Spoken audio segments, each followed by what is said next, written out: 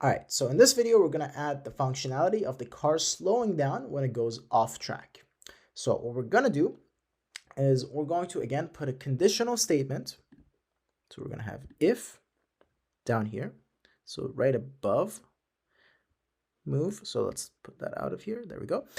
So what we're gonna say is, and we're gonna check for two different things, right? So we're gonna check first to see if the speed is actually above a certain amount, because if the speed is very low, then there's no point in the car slowing down, right? So we need to make sure speed is at least 1 or higher.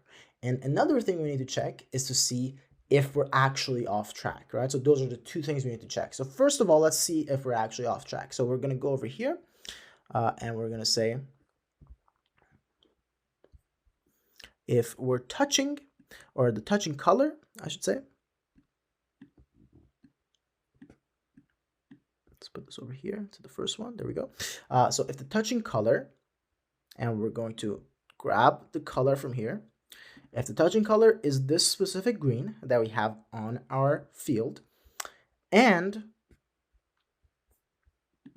we're going to check to see if the speed is actually above 1. So we're going to put that there.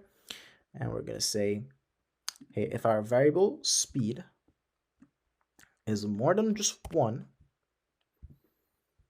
then what we need to do is we need to bring down the speed, right? So we change the speed, and we can change it by, let's say, negative 0.6, okay?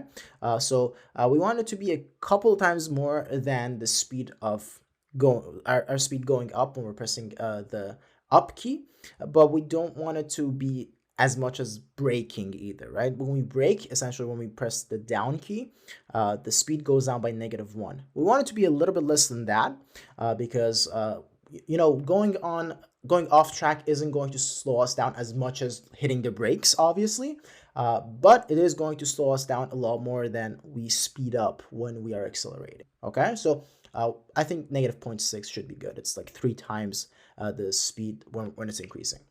All right, so we put that there, and essentially what this does, again, just to make sure we understand this, is that we first check, see if the color that we're touching with our car is the green color, essentially meaning we're off track. And we're also checking to make sure our speed is above 1. And another thing this does, obviously, is that it avoids our speed going below 0, right? Because if it's above 1, then we can afford to take 0.6 off of it. And once we check those two things, our speed is at least 1, and we're off track, then we bring down the speed by 0.6. All right, so that's the functionality we need to add. And now let's go ahead and test it out and see if it works. And you can try this out on your own program as well. So we're just going to run it. And I'm just going to speed up. And we're going to go off track. And there we go. I didn't even press anything. It just slowed down on its own. Very nice. Now let's get back on track. And we're going to slow up a lot, and it slows down. And I'm pressing the up key right now, and it's still not getting faster, because the slowing down is a lot faster than the speeding up, as you remember. So anytime I go on the green, I slow down. Go faster, and then we slow down again. Very nice. This is exactly what we wanted to see. And also try this as well. Try pressing the up key when you're on the green material to make sure that we're actually not speeding up, because we're not supposed to. But again, when you're on the track, we do speed up, just like that. All right, so again, play around with this yourself. Try it out, make sure it's working properly. And once it's good to go, then we have successfully completed programming the motion of the car, because now the car is moving exactly the way it's supposed to, and it's slowing down and speeding up exactly the way it's supposed to, and it's turning nice and easy as well. All right, so that's it for the movement of the car.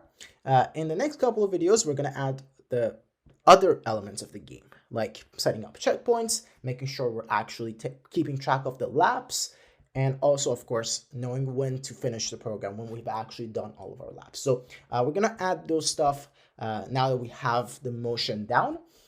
So follow me in the next couple of videos for that material. See you in the next one.